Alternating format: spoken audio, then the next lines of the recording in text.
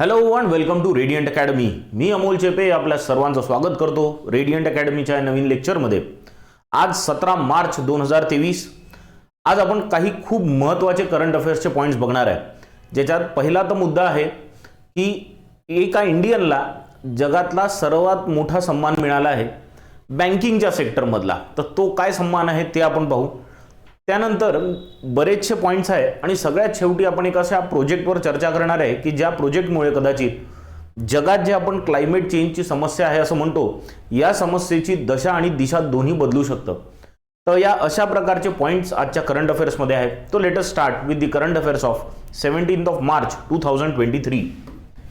सगळ्यात पहिला मुद्दा, जसं मी आताच तुम्हाला सांगितलं, बँकिंगच्या फील्डमधला खूप मोठा अवॉर्ड आहे ज्याचं नाव आहे governor of the year award.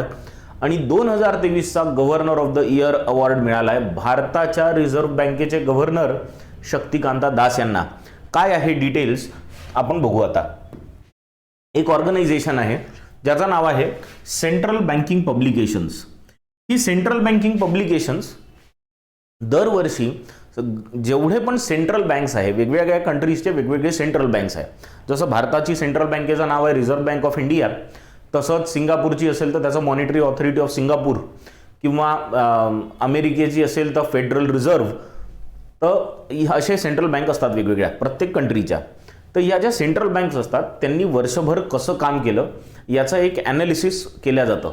He analysis कोण करत असतं, तर ही करत असते सेंट्रल बँकिंग पब्लिकेशन्स.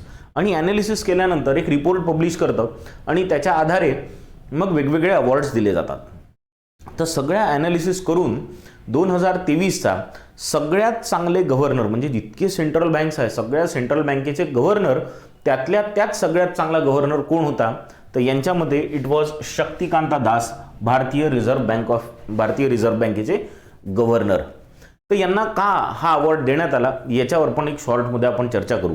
पण त्याआधी हे तर समजून घेऊ की काय हे पहिले गव्हर्नर आहे असे भारताचे की ज्यांना गव्हर्नर ऑफ द इयरचा अवॉर्ड मिळाला आहे, तर नाही. 2015 मध्ये तेव्हाचे भारताचे रिझर्व्ह बँकेचे गव्हर्नर रघुराम राजन यांना सुद्धा या अवॉर्डने सन्मानित करण्यात आलं होतं. तो Shaktikanta Das is the second Indian governor to achieve governor of the year award.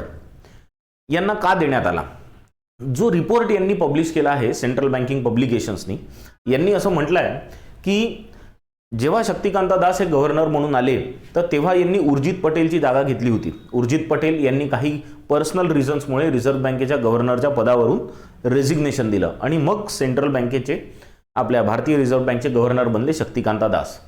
Shaktikanta Das हे पहिले तामिळनाडू कॅडरमध्ये IAS ऑफिसर होते, मग ते रेव्हेन्यू सेक्रेटरी झाले. आणि नंतर मग असं म्हटलं जातं की जेव्हा डिमॉनिटायझेशन झालं तेव्हा सुद्धा डिसिजन मेकिंगमध्ये आणि नंतर डिमॉनिटायझेशनच्या एक्झिक्युशनमध्ये शक्तिकांता दास यांचा खूप महत्त्वाचा रोल होता. नंतर GSTला सुद्धा पुश थ्रू करण्यामागे, कारण GSTवर चर्चा बरेच वर्षापासून चालू आहे, पण त्याला पुश थ्रू करणे म्हणजे त्याला लागू करण्याच्या मागे एक मोठं कॉन्ट्रीब्युशन शक्तिकांता दास यांचं होतं. जेव्हा यांची नियुक्ती RBIच्या गव्हर्नरच्या पदावर झाली होती, मला आठवतं बरंच क्रिटिसिझम सुद्धा झालं होतं, सरकारचं सुद्धा आणि त्यांचं स्वतःचं सुद्धा. कारण असं म्हटलं गेलं की यांनी तर हिस्ट्रीमध्ये शिक्षण घेतलेलं आहे आणि हिस्ट्रीमध्ये शिकलेला माणूस कसा काय RBIचा गव्हर्नर होऊ शकतो. पण यांनी आता दाखवून दिलं की हिस्ट्रीमध्ये शिकलेला माणूस सुद्धा RBIला खूप व्यवस्थित पद्धतीने चालवू शकतो. तर हिस्ट्रीमध्ये ग्रॅज्युएशन असल्यामुळे यांचं क्रिटिसिझम तर झालं, पण त्याच्यानंतर यांचा जो कार्यकाळ राहिला आहे तो खूपच चांगला असा राहिला आहे. खूप चांगला म्हणजे का, कारण यांना खूप मोठ्या 2 महत्त्वाच्या चॅलेंजेसला फेस करावं लागलं असं सगळं या रिपोर्टमध्ये म्हणत आहे. मी नाही म्हणत आहे, हे रिपोर्टमध्ये म्हटलं आहे की यांना खूप मोठे 2 चॅलेंजेस फेस करावं लागले. पहिलं चॅलेंज जे आलं ते आलं कोविड-19चं. तर कोविडमध्ये जेव्हा चॅलेंज आलं तेव्हा असं झालं की अचानक लोकांच्या हातात पैसे नव्हते खर्च करायसाठी, आणि मग लोकांच्या हातात पैसे यायला पाहिजे याच्यासाठी रिझर्व्ह बँक ऑफ इंडियानी काय केलं, तर रेपो रेट एकदम कमी केले. म्हणजे कोविडच्या आधी 2019मध्ये जो रेपो रेट होता तो ऑलमोस्ट 5.15 होता. पण जेव्हा कोविड आलं तर 2020 पासून 2022 पर्यंत हा रेपो रेट 4% पर्यंत खाली आणला गेला होता. याच्यामुळे काय झालं की लोकांच्या हातात पैसे आले आणि कोविडचा काळ सुद्धा निघून गेला. पण जसा कोविडचा काळ संपला तसा मे 2022 पासून नंतर म्हणजे आता 2023 पर्यंत सतत हे रेपो रेट जो आहे तो वाढवण्यात आले आहे आणि त्याच्यामुळे आता सध्या रेपो रेट 6.5%वर असला तर त्याच्यामुळे काय झालं की इन्फ्लेशनला कंट्रोल करण्यात आलं. आता इन्फ्लेशन वाढण्याचं दुसरं काय होतं कारण ते दुसरं मोठं चॅलेंज होतं RBIच्या गव्हर्नर समोर आलेलं. ते चॅलेंज होतं रशिया आणि युक्रेनचा वॉर. तर रशिया आणि युक्रेनच्या वॉरमुळे जे इन्फ्लेशन खूप वाढून गेलं याला कंट्रोल करण्यासाठी मग रेपो रेट वाढवण्यात आला. तर याचा एक खूप मोठा म्हणजे अशा पद्धतीने यांनी भारताच्या अर्थव्यवस्थेला सांभाळून घेतलं. एक अजून मोठं कारण या रिपोर्टमध्ये त्यांनी दिलं आहे की फॉरेक्स रिझर्व्हमध्ये जी खूप मोठी ग्रोथ भारताने पाहिली होती मागच्या काही वर्षात त्याचा पण खूप व्यवस्थित वापर शक्तिकांता दास यांनी केला. म्हणजे एक वेळ अशी होती की जेव्हा फॉरेक्स रिझर्व्ह भारताचे $642 बिलियन पर्यंत वर पोहोचले होते. आता सध्या $550 बिलियन वर आहेत आणि हे कन्सिस्टंटली 550च्या वर मेंटेन करत आहे RBI. पण हे जे वरचे डॉलर्स होते याचा वापर करून जो अर्थव्यवस्थेला शॉक बसला असता त्यांनी तो शॉक ॲब्झॉर्ब करण्याचा प्रयत्न केला. या सगळ्या गोष्टींमुळे जितके गव्हर्नर्स सगळ्या सेंट्रल बँकेचे या सगळ्या सेंट्रल बँकेच्या गव्हर्नर्सपैकी रिझर्व्ह बँकेचे जे गव्हर्नर आहे इंडियन रिझर्व्ह बँकेचे गव्हर्नर शक्तिकांता दास यांना गव्हर्नर ऑफ द इयर म्हणून निवडण्यात आलेला आहे. तो big achievement for India and the governor of RBI.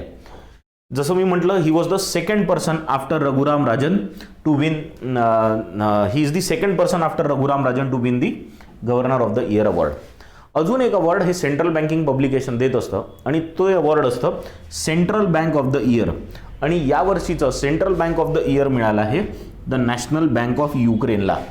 कारण युक्रेन आणि रशियाच्या वॉरनंतर युक्रेनच्या सेंट्रल बँकेवर खूप प्रेशर होतं की देशाला चालवायचं कसं, कारण अर्थव्यवस्था पूर्ण सगळ्यात कठीण परिस्थितीतनं चालली आहे. अशा केसमध्ये नॅशनल बँक ऑफ युक्रेननी खूपच चांगलं काम केलं आहे आणि म्हणून त्यांना सेंट्रल बँक ऑफ द इयरचा अवॉर्ड मिळाला आहे.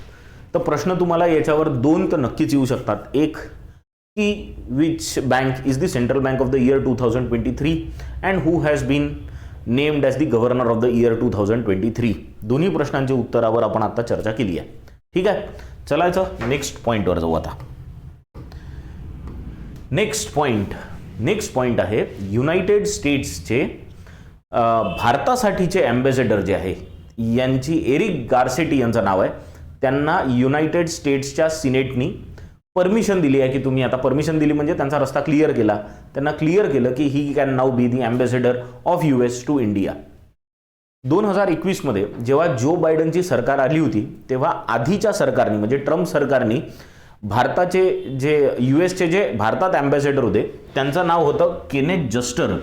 या केनेथ जस्टर यांनी आपलं रेझिग्नेशन दिलं होतं. तर केनेथ जस्टरच्या रेझिग्नेशन नंतर 2021 पासून ही जागा व्हॅकंट होती. आता 2021 मध्येच जो बायडन यांनी एरिक गार्सेटी यांची नियुक्ती केली होती as an ambassador of United States to India.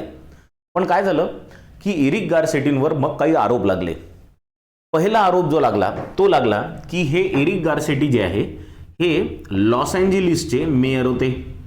तर लॉस एंजेलिसचे मेयर असताना यांनी काय केलं की लॉस एंजेलिस पोलीस डिपार्टमेंट जे आहे LAPD म्हणतो आपण त्यांना, हे लॉस एंजेलिस पोलीस डिपार्टमेंटमध्ये असताना यांनी ब्लॅक लाईव्ज मॅटर या मुद्द्यावर चुप्पी साधून घेतली.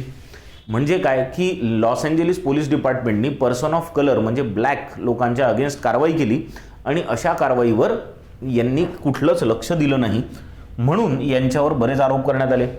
दुसरा एक आरोप करण्यात आला की त्यांच्या ऑफिसमध्ये काही सेक्रेटरी होते आणि ते त्यांच्या पदाचा गैरवापर करत होते, लोकांचं हरॅसमेंट करत होते. याच्याकडे सुद्धा त्यांनी दुर्लक्ष केलं आणि म्हणून त्यांच्या अगेन्स्ट बरेच लोकांनी कंप्लेंट केली आणि म्हटलं की यांना कुठल्याच पोझिशनवर ठेवू नका, कुठल्याच म्हणजे भारताचा ॲम्बॅसेडर वगैरेच्या पोझिशनवर तर बिलकुल ठेवू नका. तर हा मुद्दा गेला सेनेटमध्ये. कसं आहे युनायटेड स्टेट्सच्या प्रेसिडेंटनी अपॉइंटमेंट केल्यानंतर सुद्धा सिनेटनी परमिशन द्यायला पाहिजे. तर 2021 मध्ये अपॉइंटमेंट झाली पण सिनेटनी परमिशनच नव्हती दिली. आत्ता 2023 मध्ये 20 महिन्यानंतर ही परमिशन एरिक गार्सेटी यांना मिळाली आहे. त्याच्यामुळे आता एरिक गार्सेटी हे भारतात येऊन as an ambassador of US to India हे काम करतील. ठीक, तर याच्यावर प्रश्न नक्की येईल की who has been appointed as the, आता प्रश्न आधी पण येऊन गेला पण असं म्हटलं जाईल आता की USच्या सिनेटनी ambassador, US ambassador to India याच्यासाठी कोणाचं नाव क्लिअर केलं आहे? तर लक्षात ठेवा, the name is Eric Garcetti. ठीक आहे, चलो नेक्स्ट पॉईंटवर जाऊ आता. नेक्स्ट, ॲग्रिकल्चर जेव्हा आपण करत असतो ना, किंवा ॲग्रिकल्चरवर चर्चा करत असतो, तेव्हा आपण नेहमी म्हणतो की तुमची जी मेन जे ॲग्रिकल्चरचा बिझनेस आहे याच्या व्यतिरिक्त तुम्ही काही ॲडिशनल अलाइड ॲक्टिव्हिटीज करा. म्हणजे जसं गोट फार्मिंग करायला सांगतात लोकांना, किंवा पोल्ट्री फार्मिंग, पर्ल्सची फार्मिंग करतात लोक, बरीचशी फार्मिंग करतात. एक नवीन प्रकारची फार्मिंग आता तुम्हाला आज मी सांगणार आहे. आणि ती फार्मिंग कशाची आहे माहिती आहे का? तुम्हाला इथे पिक्चरमध्ये इथे फोटो दिसत असेल याचा, या ॲनिमलचा आहे ना, काय माहिती आहे ना, दिस इज अन ऑक्टोपस. ऑक्टोपसची फार्मिंग करणार आहे आता. बरं, पोल्ट्री फार्मिंग का केलं जाते? कारण लोक चिकन खातात. गोट फार्मिंग का केलं जाते? कारण त्याचाही फूड म्हणूनही वापर होतो, इतर गोष्टींसाठी वापर होतो. ऑक्टोपसची फार्मिंग पण खाण्यासाठीच करणार आहे. काय आहे, मागच्या काही दिवसांमध्ये लोकांना फिश खाऊन जरा त्यांचं मन नव्हतं भरत, म्हणून त्यांनी ऑक्टोपस खाणं सुरू केलं. आणि ऑक्टोपस खाल्लं तर त्यांना ऑक्टोपस आवडायला लागला. आता ऑक्टोपस काही फिश सारखा खूप मोठ्या क्वांटिटीमध्ये मिळत नाही ना. ऑक्टोपस एक तर सॉलिटरी ॲनिमल आहे. सॉलिटरी म्हणजे एकटाच राहतो. एखादा ऑक्टोपस आहे ना, एकटा राहतो. अशी ते फिश सारखं खूप मोठं एवढे जमा होऊन एकत्र नाही फिरत. ते ऑक्टोपस एकटा राहतो असा समुद्राच्या आत एकदम तळाशी त्या दगडांमध्ये वगैरे तो राहतो, रॉक्समध्ये. तर अशा ठिकाणी असलेला ऑक्टोपसला पकडणं कठीण होऊन जातं. तर लोकांची जी इच्छा आहे ती पूर्ण होत नाही. मग अशा केसमध्ये आता एक कंपनी आहे ज्याचं नाव आहे न्यूवा पेस्कानोवा. हे बघा इथे नाव आहे यांचं, न्यूवा पेस्कानोवा. ही कंपनी स्पेनची आहे. यांनी स्पेनमध्ये एक कॅनरी आयलँड्स आहे. या कॅनरी आयलँड्समध्ये आता ते ऑक्टोपसचा फार्म तयार करणार आहे. आणि जिथे आर्टिफिशियल मेथड्सनी ऑक्टोपसची ब्रीडिंग होईल आणि मोठ्या प्रमाणात ऑक्टोपसचं प्रोडक्शन तिथे केलं जाईल. आणि मग या ऑक्टोपसचा वापर फूड म्हणून करण्यात जाणार आहे. पण ॲक्च्युली जे क्लायमेट चेंजच्या मध्ये काम करणारे ॲक्टिव्हिस्ट आहे ते म्हणत आहे की ऑक्टोपस सारख्या ॲनिमलला तुम्ही फार्म करू शकत नाही. कारण हा सॉलिटरी राहणारा, एकटा राहणारा ॲनिमल आहे. याला तुम्ही असा घोळक्यात तुम्ही खूप मोठ्या नंबर्समध्ये एकत्र नाही ठेवू शकत. दुसरी गोष्ट, याच्यामुळे क्लायमेटला खूप मोठा परिणाम पडणार आहे. कारण हा काही पाळला जाणारा प्राणी नाही आहे. त्याच्यामुळे याचं फार्मिंग इज नॉट गुड. अजून एक महत्त्वाचा मुद्दा आहे की याचं जे स्लॉटर केलं जातं, म्हणजे याला जे कापून खाल्लं जातं, तर ती स्लॉटरिंगची मेथडसुद्धा आयसी वॉटर स्लॉटरिंग मेथड वापरल्या जाते. IC water slaughtering is a very cruel kind of method. याला म्हटलं जातं की ही खूप क्रुएल मेथड आहे. ज्याच्यामुळे ते ऑक्टोपस जेव्हा डेथ होते तेव्हा त्याला खूप भयंकर त्रास होत असेल. त्याच्यामुळे अशी मेथडसुद्धा नाही वापरायला पाहिजे. आता याच्यासाठी सगळं चालू आहे. पण तुम्हाला मेजर प्रश्न जो याच्यावर येईल तो नक्कीच असा येऊ शकतो की जगातला पहिला ऑक्टोपस फार्म कुठल्या कंट्रीमध्ये ओपन होत आहे? तर कंट्रीचं नाव लक्षात ठेवा, स्पेन. आणि स्पेनमध्ये कुठे? तर कॅनरी आयलँड्सला. ठीक आहे, चलने का आगे. चलो नेक्स्ट पॉइंटवर जाऊ. नेक्स्ट, पेन्शन हा मुद्दा सध्या एकदम गरम आहे नाही. पेन्शन, जुनी पेन्शन लागू करा म्हणून सरकारी कर्मचारी सध्या आंदोलन करत आहे. तर पेन्शनचा मुद्दा कोणाकडे असतो? तर एक ऑर्गनायझेशन आहे ज्याचं नाव आहे PFRDA. हे भारतातल्या सगळ्या ओल्ड एज आणि सगळ्याच पेन्शनचं बेसिकली काम बघतं. ऑर्गनायझेशनचं नाव आहे PFRDA है ना. ही PFRDA जी आहे ही पूर्ण स्टेटची सिस्टीम म्हणजे गव्हर्नमेंटची सिस्टीम बघते, ज्याच्यात ओल्ड एजच्या लोकांच्या इन्कमबद्दल काम केलं जातं, म्हणजे पेन्शन रिलेटेड. तर pension fund regulatory development authority असा याचा फुल फॉर्म आहे. तर pension fund regulatory development authority याचे नवीन चेअरपर्सन निवडण्यात आले आहे. जानेवारीमध्येच सुप्रतिम बंडोपाध्याय हे PFRDAचे चेअरमॅन होते. ते रिटायर झाले जानेवारी 2023 तर जानेवारीपासूनच मग ही जागा व्हॅकंट होती. तर PFRDA मध्येच एक होल टाईम मेंबर ज्यांचं एक्झिक्युटिव्ह डायरेक्टर म्हणून पण रोल राहिलेला आहे. एक्झिक्युटिव्ह डायरेक्टर कुठे? तर रिझर्व्ह बँक ऑफ इंडियामध्ये हे एक्झिक्युटिव्ह डायरेक्टर होते पहिले. दीपक मोहंती यांचं नाव आहे. तर दीपक मोहंती पहिले हे एक्झिक्युटिव्ह डायरेक्टर होते RBI मध्ये. PFRDAचेच होल टाईम मेंबर सुद्धा होते. आणि म्हणून आता यांना सुप्रतिम बंडोपाध्याय यांच्या जागेवर दीपक मोहंती यांची PFRDAच्या चेअरपर्सनच्या पदावर नियुक्ती झालेली आहे. याच्या व्यतिरिक्त जसे हे मेंबर होते ना, दीपक मोहंती मेंबर होते PFRDAचे, तसेच आता एक नवीन मेंबरची सुद्धा नियुक्ती झाली आहे आणि त्यांचं नाव आहे ममता शंकर. ममता शंकर या already department of food and public डिस्ट्रीब्युशनमध्ये सिनियर इकॉनॉमिक ॲडवायझर आहे. त्याच्यामुळे यांना पण इकॉनॉमिक्समध्येच मेंबर म्हणून निवडण्यात आलेलं आहे. तर 2 मेजर अपॉइंटमेंट्स आहे. एक तर तुम्हाला नक्की विचारतील, अपॉइंटमेंट्सच आहे, तर तुम्हाला नक्की विचारतील की PFRDAचे नवीन चेअरपर्सन कोण आहे. नाव लक्षात ठेवा, दीपक मोहंती. दीपक मोहंती यांनी कोणाला रिप्लेस केलं? नाव लक्षात ठेवा, सुप्रतिम बंडोपाध्याय. आणि असं विचारलं जाऊ शकतं नवीन मेंबर म्हणून, इकॉनॉमिक्सचे नवीन मेंबर म्हणून कोणाची नियुक्ती झाली आहे. हा जरा डिफिकल्ट लेवलचा प्रश्न होईल, पण तरी the answer is Mamata Shankar. ठीक आहे. किंवा जर विचारलंच की PFRDAचा फुल फॉर्म काय आहे, तर लक्षात ठेवा, pension fund regulatory development authority. ठीक है, चलने का नेक्स्ट पॉइंट पे. नेक्स्ट, इस्रो यांनी नोव्हेंबर 2022 मध्ये एक मोठं काम केलं होतं. एका वेळेस 9 सॅटेलाइट पाठवले होते आणि तेव्हा मेजर जो सॅटेलाइट होता तो होता फ्रान्सचा EOS-6. ठीक आहे, हा फ्रान्सचा EOS-6 नावाचा सॅटेलाइट होता. आता हे जेव्हा सॅटेलाइट इस्रोनी पाठवलं होतं तेव्हा इस्रोनी PSLV C-54 नावाचं रॉकेट वापरलं होतं. आता EOS-6 खूप मोठं सॅटेलाइट होतं. तर या मोठ्या सॅटेलाइट सोबत इतरही काही छोटे छोटे सॅटेलाइट पाठवले.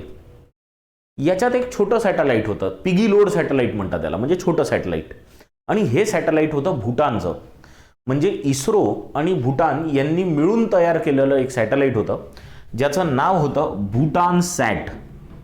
भूटान सॅट किंवा त्याला INS-2B असं सुद्धा म्हटलं गेलं.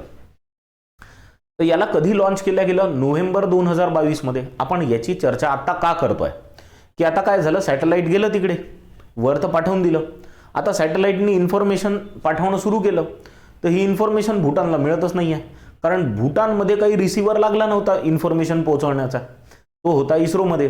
तर आता काय झालं आहे की इस्रो यांनी आणि भूटानची सरकारनी यांनी काय केलं की एक ग्राउंड स्टेशन बनवलं. कुठे? भूटानमध्ये, थिम्फूमध्ये एक ग्राउंड स्टेशन बनवलं आणि त्याचं इनॉग्रेशन इस्रोचे चेअरमन यांनी केलं. ठीक आहे.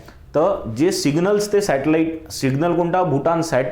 तर हे सिग्नल पाठवून दिलं, सिग्नल तिथनं सॅटेलाइट पाठवून दिलं. सॅटेलाइट तिथनं सिग्नल्स पाठवत होता, सिग्नल्स रिसीव्ह करायला काहीच नव्हतं. मग सिग्नल रिसीव्ह करायसाठी तुम्हाला इथे दिसत आहे एक मोठी छत्री, याला म्हणतात ग्राउंड स्टेशन. तर हे ग्राउंड स्टेशन भूटानमध्ये आता बनवण्यात आलं आहे. तर भूटानमध्ये आता ते सिग्नल रिसीव्ह होतील आणि त्या सिग्नलला प्रोसेस करण्याची व्यवस्था सुद्धा तिथे करण्यात आली आहे. आणि हे सगळं भूटानमध्ये इस्रोच्या मदतीने झालं आहे. तर ही एक वेगळी प्रकारची फ्रेंडशिप इंडिया आणि भूटानमध्ये होते आहे की ज्याच्यात इस्रो काय करत आहे की भूटानसारखे बाकीचे छोटे छोटे देश आहे यांचे सॅटेलाइट्स किंवा टेक्नॉलॉजीच्या फील्डमध्ये त्यांना खूप मोठ्या प्रकारची मदत करत आहे, स्पेशली स्पेस टेक्नॉलॉजीच्या फील्डमध्ये. तर कुठे काय करण्यात आलं मग हे? तर यांनी एक ग्राउंड स्टेशन डेव्हलप केलं, बनवलं इंडो भूटान सॅटेलाइटसाठी. कुठे बनवण्यात आलं आहे स्टेशन? तर भूटानमध्ये थिम्फूमध्ये हे स्टेशन बनवण्यात आलं. याच्या इनॉग्रेशनला कोण होतं? तर इस्रोचे चेअरमन आहे S सोमनाथ, हे इनॉग्रेशनसाठी पोहोचले होते. आता इस्रोचे चेअरमन पोहोचणं म्हणजे is a very big thing. ठीक आहे. याच्या व्यतिरिक्त भूटानचे फॉरेन मिनिस्टर होते तिथे, त्यांचं नाव आहे ल्योन्पो तांडी दोर्जी. आणि भूटानचे minister of information and communication पण होते, ज्यांचं पण नाव आहे ल्योन्पो कर्नाडोनेम वांगडी. ठीक आहे. याच्या व्यतिरिक्त बरेच लोक होते, सगळ्या लोकांचे नावं पाठ करायची गरज नाही आहे तुम्हाला, पण एवढं लक्षात ठेवायचं आहे की ग्राउंड स्टेशन जे डेव्हलप करण्यात आलं आहे इस्रो आणि भूटानद्वारे, हे थिम्फूमध्ये करण्यात आलं आहे. कुठल्या सॅटेलाइटसाठी करण्यात आलं आहे? तर सॅटेलाइटचं नाव लक्षात ठेवा, भूटान सॅट, किंवा त्याचंच दुसरं नाव आहे INS-2B. ठीक आहे. आणि हे कुठल्या रॉकेटनी लॉन्च केलं होतं? 2022च्या नोव्हेंबरमध्ये PSLV C-54 यांनी लॉन्च केलं होतं. ठीक आहे. क्लियर हा विषय? चलने का नेक्स्ट पॉइंट पे. चलो नेक्स्ट, हायवे दिसतोय, ग्रीन कलरचा हायवे दिसतोय मस्त आहे ना. तर हा ग्रीन हायवेचाच प्रोजेक्ट आहे. हायवेचा प्रोजेक्ट आहे म्हणजे गडकरी साहेब कुठेतरी इन्व्हॉल्ड असतीलच पुन्हा. ठीक आहे. तर प्रोजेक्ट काय आहे की भारत आणि वर्ल्ड बँक हे एकत्र येऊन ग्रीन हायवेचा प्रोजेक्ट लॉन्च करत आहे. Green highway project. आणि याच्यासाठी वर्ल्ड बँक लेंडिंग करायला तयार झालेली आहे. लेंडिंग करायला म्हणजे लोन द्यायला तयार झालेली आहे. बघा, वर्ल्ड बँक जेव्हा लोन देते तेव्हा the projects are developmental projects, म्हणजे त्यांनी ग्रोथ होणार आहे असे प्रोजेक्ट्स असतात. ठीक आहे. तर ॲग्रीमेंट झाला आहे. कोणामध्ये ॲग्रीमेंट झालं? भारत सरकार आणि वर्ल्ड बँकच्या मध्ये ॲग्रीमेंट झालं. कशावर ॲग्रीमेंट झालं की ग्रीन नॅशनल हायवे कॉरिडोर करणार आहे. म्हणजे नॅशनल हायवे जे बनतील किंवा त्याचं अपग्रेडेशन होईल, हे नॅशनल हायवे आता ग्रीन नॅशनल हायवेज असतील. ग्रीन नॅशनल हायवेचा अर्थ आहे की एक तर त्याच्या आजूबाजूला खूप झाडं लावल्या जातील, तिथे कार्बन फुटप्रिंट कमी करण्याचा प्रयत्न राहील. इतकंच नाही तर त्याच्यामध्ये यूज होणारं जे मटेरियल राहील ते लोकली अवेलेबल मटेरियल राहील, जसं लाईम झालं, फ्लाय ॲश झालं. अशा प्रकारच्या गोष्टींचा वापर करून तो ग्रीन नॅशनल हायवे बनवला जाईल. आणि याच्यासाठी आणि हे जे कॉरिडोर्स आहे हे 4 वेगवेगळ्या स्टेट्समध्ये बनल्या जाणार आहे. कोणते 4 स्टेट्स आहे यांचे नावं लक्षात ठेवा. एक आहे हिमाचल प्रदेश, राजस्थान, उत्तर प्रदेश आणि आंध्र प्रदेश. तर हिमाचल प्रदेश, राजस्थान, उत्तर प्रदेश आणि आंध्र प्रदेश या 4 स्टेट्समध्ये ग्रीन नॅशनल हायवेचा प्रोजेक्ट लॉन्च होत आहे, जो भारत आणि वर्ल्ड बँक मिळून करणार आहे. वर्ल्ड बँकेने याच्यासाठी $500 मिलियन लोन द्यायला होकार दिलेला. $500 मिलियन लोन आहे याच्यासाठी, जे भारत सरकार घेणार आहे. आणि वर्ल्ड बँकेकडनं जे लोन मिळतं ना, हे एक तर लॉंग टर्म राहतं आणि कमी इंटरेस्ट रेटवर राहतं, तर ते परवडतं. ठीक आहे. टोटल याची जी प्रोजेक्ट कॉस्ट असणार आहे ते असणार आहे 781 किलोमीटर्स.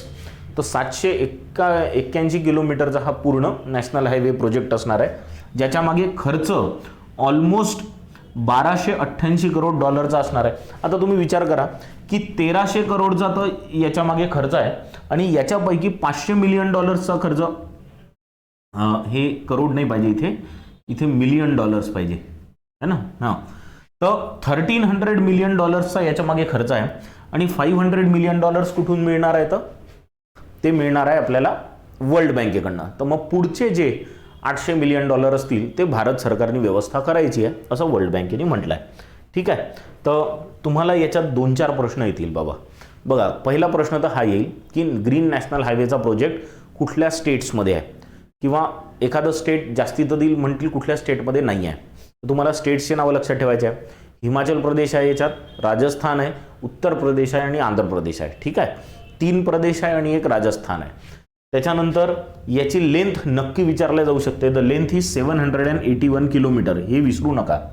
आणि तिसरं, याच्यासाठी किती लेंडिंग वर्ल्ड बँकेने केली आहे? तर लक्षात ठेवा, $500 मिलियन लेंडिंग केली आहे वर्ल्ड बँकेने. ठीक आहे. क्लियर? चलने का आगे चलो. आता येऊ एक्झरसाइजवर. एक्झरसाइज आली की 3-4 प्रश्न लक्षात ठेवायचे. खूपदा रिपीट केलाय मी आतापर्यंत. एक्झरसाइजचं नाव, कोणामध्ये होते आहे, कुठे होते आहे आणि कधी होते आहे. ठीक आहे. सगळ्यात पहिले आता एक एक्झरसाइज आहे. एक्झरसाइजचं नाव काय आहे? एक्झरसाइजचं नाव आहे C dragon exercise 2023. Sea dragon exercise 2023. महत्त्वाचं काय आहे की ही स्पेशल एक्झरसाइज आहे जी नेव्हीजमध्ये होते. कशामध्ये होते? नेव्हीजमध्ये. पण ही शिप्सला घेऊन नाही राहत.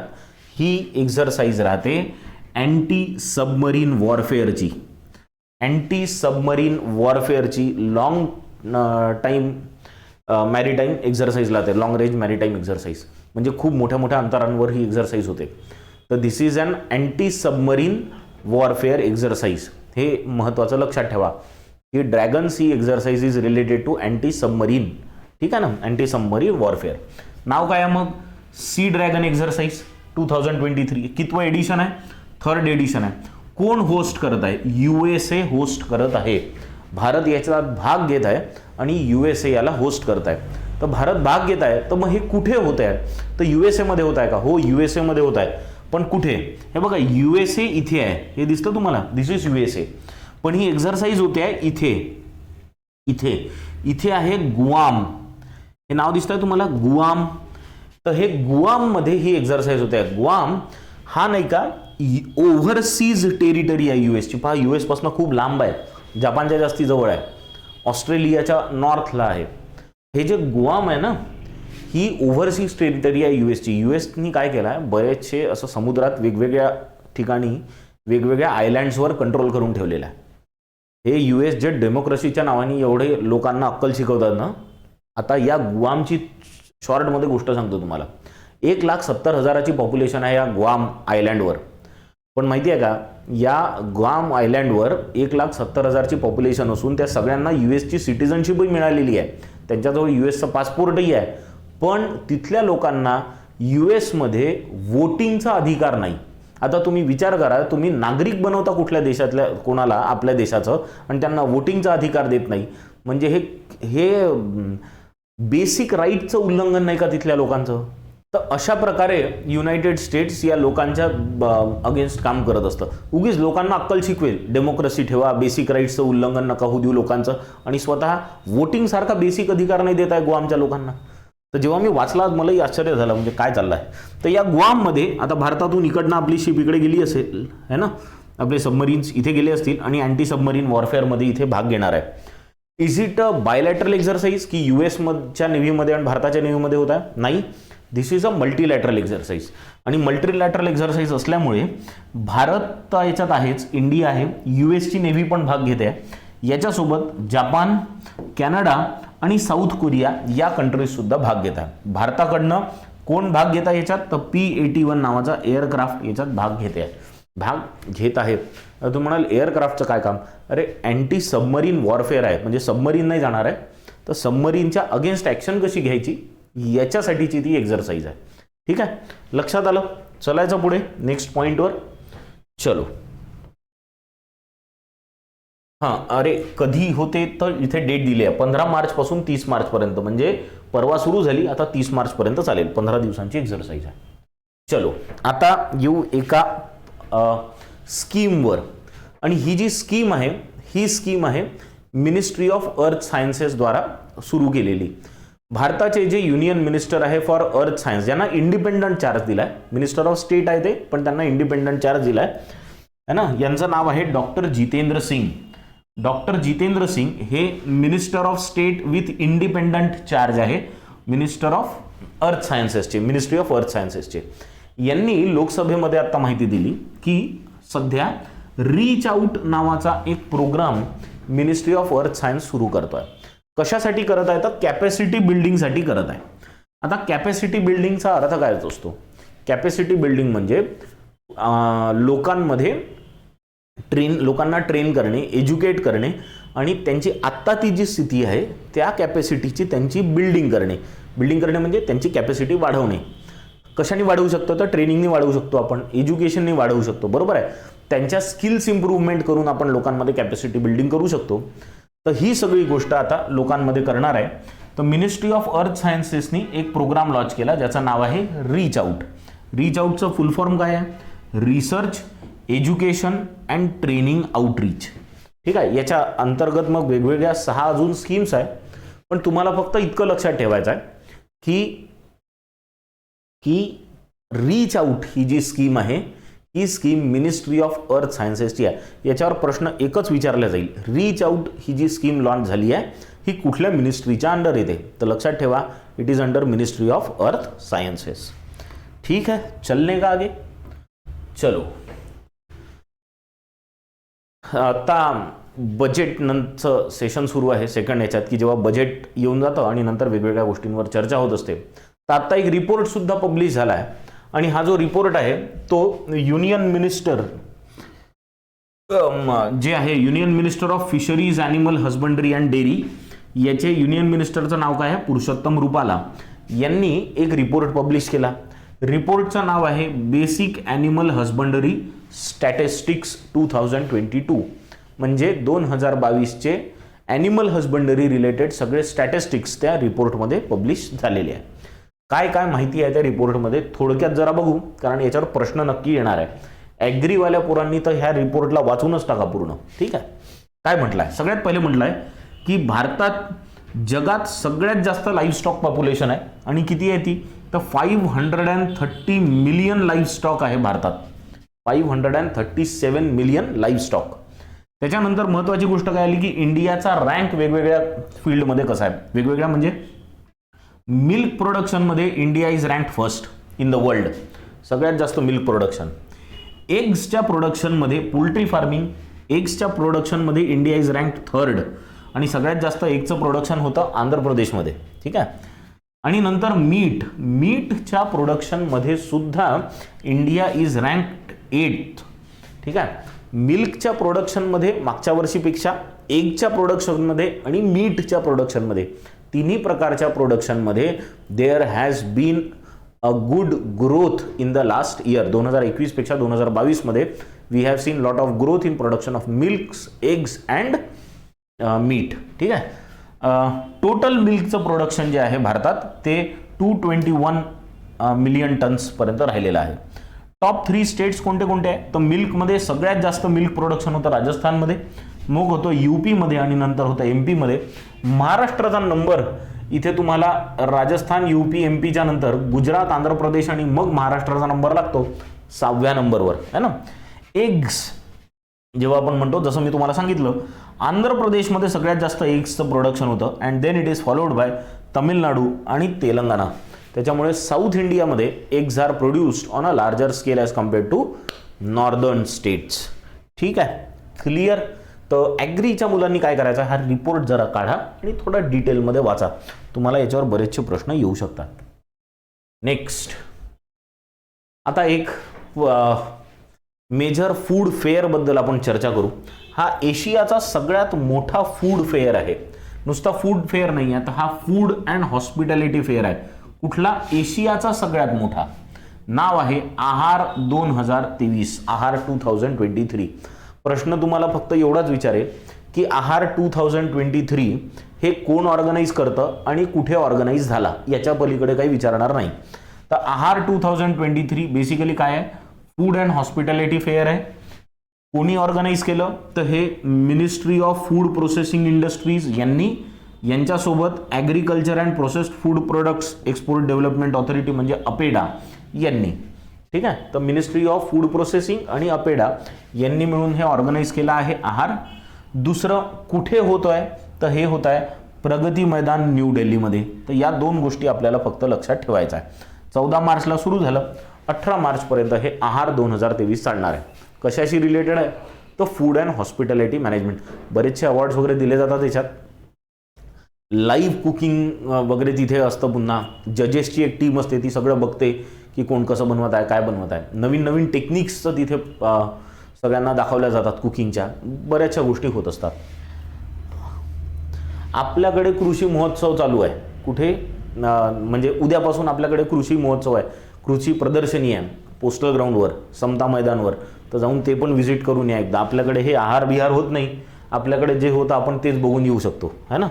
ठीक आहे, चलो चलते नेक्स्ट पॉईंट पे. नेक्स्ट, आणि हा शेवटचा पॉईंट आहे आजचा. याच्यानंतर आपण क्वेश्चन्सवर जाऊ. मी तुम्हाला म्हटलं होतं अगदी सुरुवातीला की एक अशा प्रोजेक्टबद्दल आज तुम्हाला मी सांगणार आहे की ज्या प्रोजेक्टमुळे पूर्ण दशा आणि दिशाच क्लायमेट चेंजची बदलू शकते, असा हा प्रोजेक्ट आहे. प्रोजेक्टचं नाव आहे ग्रीन सँड. काय नाव आहे याचं? Green sand. आता हे ग्रीन सँड नावाच्या प्रोजेक्टमध्ये काय होणार आहे की जे कार्बनचं एमिशन होतं, लेट्स से एक फॅक्टरी आहे, ठीक आहे ना, एक फॅक्टरी आहे, त्या फॅक्टरीवर एक चिमणी लागली आणि तिथनं कार्बन एमिशन होतं. तर आता काय केलं जातं की हे कार्बन एमिशनला कूलिंग करून, इथे चिमणीमध्येच या कूलिंग करून या कार्बन एमिशनला ट्रॅप केलं जातं.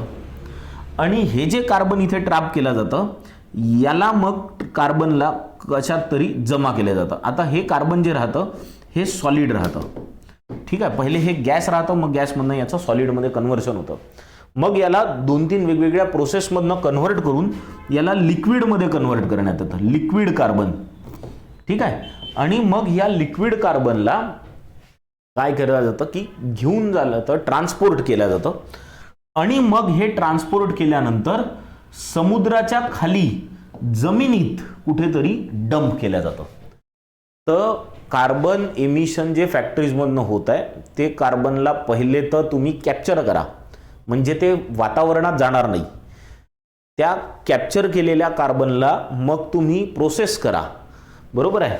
मग तुम्ही या प्रोसेस केल्यानंतर त्याला लिक्विड कार्बनमध्ये कन्वर्ट करा. लिक्विड कार्बन तुम्ही ट्रान्सपोर्ट करा समुद्रातनं, शिप्समधनं, आणि मग समुद्राच्या खाली असे काही ऑइल रिझर्व्ह राहतात की जिथनं आपण ऑइल तर काढून घेतलं, आता ते गड्डे रिकामे झाले आहे, त्या गड्ड्यांमध्ये हे लिक्विड कार्बन डंप करून द्या, जमा करून तिथे अंदर डाल दो जमीन के अंदर. यांनी काय होईल की हे जे कार्बन बाहेर जाणार आहे एन्व्हायरमेंटमध्ये, ते कार्बन जाणार नाही आणि आपण अशा प्रकारे ते कार्बन जमिनीच्या आत नेऊन टाकू शकतो. असा एक प्रोजेक्ट आहे ग्रीन सँड. एक तर विचार करा एवढं सगळं करायला किती पैसे लागणार आहे बापरे, पण हे केल्या जात आहे. कोण करत आहे माहिती आहे? डेन्मार्क. ठीक आहे ना, डेन्मार्क. आता पहा, हे डेन्मार्क आहे, इथे दिसलं तुम्हाला डेन्मार्क. आता यांनी आपल्याकडे असलेलं कार्बन नाही घेतलं, कारण यांच्याकडे जास्त कार्बन इमिशन नाही आहे. हे कार्बन फुटप्रिंट यांचं खूप कमी आहे. डेन्मार्कचं डेव्हलप कंट्री आहे. नॉर्वेमधनं कार्बन घेतलं, ठीक आहे, आणि या नॉर्वेमधनं घेतलेल्या कार्बनला इथे नॉर्थ सी मध्ये डंप करत आहे. आता कुठे डंप करत आहे? नॉर्थ सी मध्ये. याच्यात 3-4 ऑर्गनायझेशन्स इन्व्हॉल्ड आहे. पहिले तर सगळ्यात मोठी जी कंपनी याच्यात इन्व्हॉल्ड आहे त्याचं नाव आहे इनिऑस. ठीक आहे. त्याच्यानंतर जर्मन ऑइल कंपनी आहे ज्याचं नाव आहे विंटर शेल डी. तर या 2 मोठ्या कंपनीज याच्यात इन्व्हॉल्ड आहे. आणि ट्रान्सपोर्टेशनसाठी मर्क्स ही एक कंपनी इन्व्हॉल्ड आहे. तर तुम्हाला असं विचारलं जाऊ शकतं, आणि याला पहा काय म्हटलं आहे, CO2 ग्रेवयार्ड. ग्रेवयार्ड म्हणजे, ग्रेवयार्डचा अर्थ माहिती आहे तुम्हाला? ग्रेव्ह म्हणजे जिथे दफन केलं जातं त्या जागेला म्हणतात ग्रेवयार्ड. तर कार्बन डायऑक्साईडचं ग्रेवयार्ड असं सुद्धा या प्रोजेक्टला म्हटलं जात आहे. तुम्हाला प्रश्न नक्की विचारला जाईल की कुठला असा प्रोजेक्ट आहे ज्याच्यात कार्बन डायऑक्साईड जमिनीखाली डंप केल्या जात आहे. प्रोजेक्टचं नाव लक्षात ठेवा, the project name is green sand. आणि कुठे डंप केल्या जात आहे? तर नॉर्थ सी मध्ये डंप केल्या जात आहे. नॉर्थ सी मध्ये. कुठली कंट्री करत आहे? डेन्मार्क करते आहे ही सध्या. ठीक आहे. आता डेन्मार्क बद्दल थोडंसं समजून घेऊ. ऑफिशियल नेम जे आहे डेन्मार्कचं ते आहे kingdom of Denmark. It is a constitutional monarchy. Capital याचं कोपनहॅगन मध्ये आहे. मॅट फ्रेडरिक्सन याचे प्राईम मिनिस्टर आहे. Official language is Danish and the currency is krone. तर हा एक खूप महत्त्वाचा प्रोजेक्ट आहे. मी म्हटलं क्लायमेट चेंजची दिशा बदलू शकतो. आता कार्बन एमिशन जे आहे त्याला पकडायचं, त्याला सॉलिड करायचं, मग सॉलिड केल्यानंतर लिक्विड करायचं, लिक्विड केल्यानंतर समुद्राच्या खाली गड्ड्यात नेऊन टाकून द्यायचं. दिस इज कॉल्ड ऑपरेशन नाही, this is a project called Green Sand. ठीक आहे. Let us now move on to the questions for today. अरे इम्पॉर्टंट डे राहिला, काय महत्त्वाची गोष्ट राहून गेली आजची. आजचा डे तर खूपच इम्पॉर्टंट आहे, आपल्या आयुष्यातला सगळ्यात इम्पॉर्टंट डे. कारण 17 मार्च हा वर्ल्ड स्लीप डे असतो. World Sleep day. स्लीप नाईटही नाही आहे, डे आहे. म्हणजे दिवसभर झोपू शकता तुम्ही आज. पण आजचा दिवस, आता जेव्हा तुम्ही हे करंट अफेअर्स पाहाल तोपर्यंत संध्याकाळ झालेली असेल, तर तुमचा दिवस तसाही न झोपता गेलेला असेल. झोपता गेला असेल तर कॉंग्रॅच्युलेशन्स. आणि जर तुम्ही झोपेतनं आज जागे होऊ शकले की आपल्याला आयुष्यात काही करावं लागतं, तर याच्यासाठी मोठा कॉंग्रॅच्युलेशन्स मिळेल. पण आज वर्ल्ड स्लीप डे आहे, तर मस्त झोपा. ठीक आहे. हा वर्ल्ड स्लीप डे, याची थीम सुद्धा लक्षात ठेवा. Theme is sleep is essential for health. जास्ती sleep is not essential for health, है ना. हे एक महत्त्वाची गोष्ट आहे. कमी sleep is not good for health. व्यवस्थित sleep is good for health, is essential for health. जास्त नका झोपू, जेवढी गरज आहे शरीराला तेवढंच झोपा. ठीक. तो this is the importance of day. Let us now come to the questions.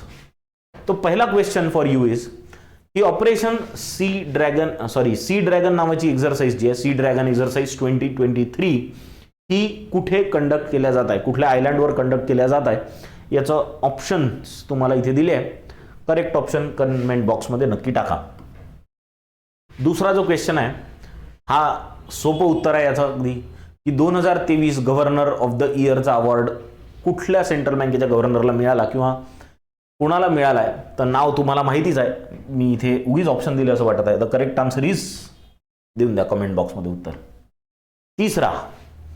तिसरा आहे की ग्रीन नॅशनल हायवे प्रोजेक्ट आहे ज्याच्यासाठी वर्ल्ड बँकेने $500 मिलियन लोन अप्रूव्ह केलं आहे. ते कुठल्या, ते 4 स्टेट्ससाठी गेलं आहे. तर इथे ऑप्शनमध्ये दिलेल्या कुठल्या स्टेटचं नाव त्या 4 स्टेट्सच्या लिस्टमध्ये नाही आहे, ते तुम्हाला सांगायचं आहे. ठीक आहे. चौथा क्वेश्चन फॉर यू इज की जगातला पहिला ऑक्टोपस फार्म हा कुठे ओपन होत आहे, कुठल्या कंट्रीमध्ये ओपन होत आहे, त्या कंट्रीचं नाव तुम्हाला सांगायचं आहे. आणि the final question for you is की ऑपरेशन, हे जे प्रोजेक्टबद्दल आता आपण चर्चा केली, ग्रीन सँड, याच्यात आपण कार्बन डायऑक्साईड पकडणार आहे, म्हणजे ट्रॅप करणार आहे, कॅप्चर करणार आहे आणि त्याला नंतर जमिनीत डंप करणार आहे. तर हे कुठल्या समुद्रात डंप केल्या जात आहे ग्रीन सँडच्या अंडर, त्या समुद्राचं नाव तुम्हाला सांगायचं आहे. जे पण नाव असेल ते कमेंट बॉक्समध्ये सांगा. तो आय होप आजचे सगळे जे पॉईंट्स आहे तुम्हाला कळले असतील. Thank you for staying with us. Thank you very much.